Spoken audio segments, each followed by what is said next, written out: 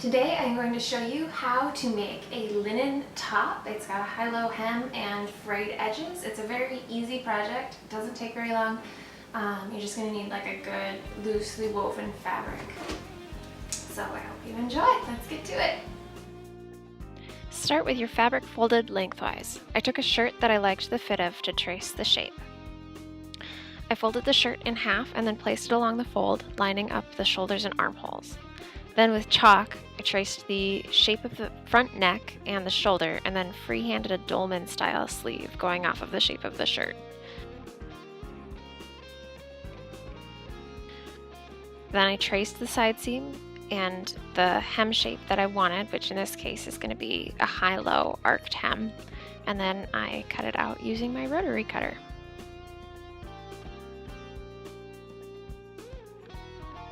Using the front panel that I cut out, I followed this shape to make my back panel, this time making the neckline higher and the bottom hem lower, because I wanted to create that high-low hem style.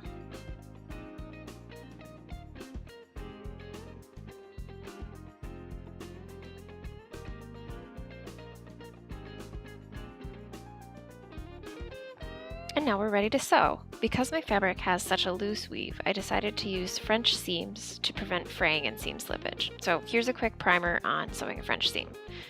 You want to open up your front and back panels this time, placing them wrong sides together, which is not the normal way. Then you're going to sew the shoulder seams, again wrong sides together, using a really narrow seam allowance. I usually like to use around 1/4 to 1/8 inch for this step. Then press the seam open carefully. This is going to help make the seam as neat as possible. Once it's pressed, you're going to turn the panel to press along the fold of the seam that you just sewed. Your right sides are going to be together this time.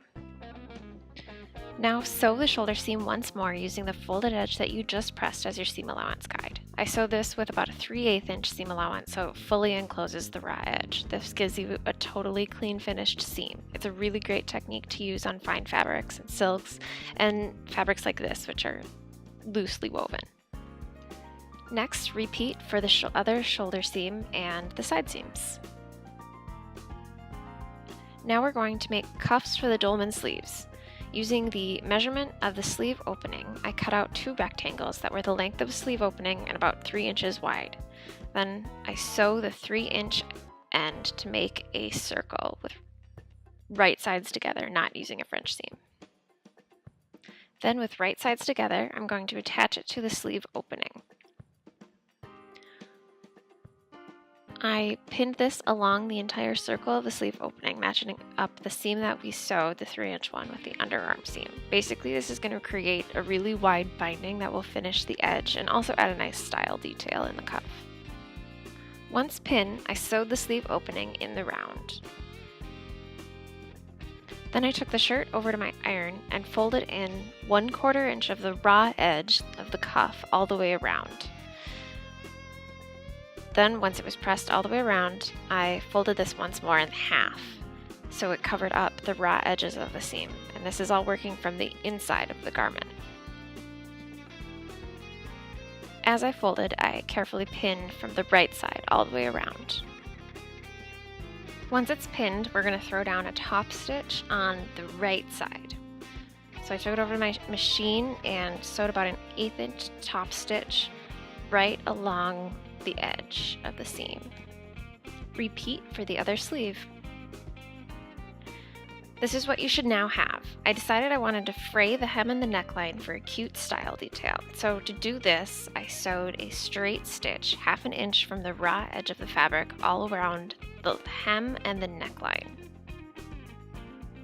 Then to create the fray, I carefully pulled the threads of the fabric away up to the stitch line to create this nice long frayed edge. Especially along the curves, this can be tricky, and I find that it helps to trim some of the long threads as you're pulling to keep everything an even length and help them come out of the weave of the fabric easier. Keep going until the entire hem and neckline are frayed up to the stitch line. And here's the finished top. I am super excited about how it turned out, and I really like pairing it with high-waisted jeans for an easy, comfortable summer look.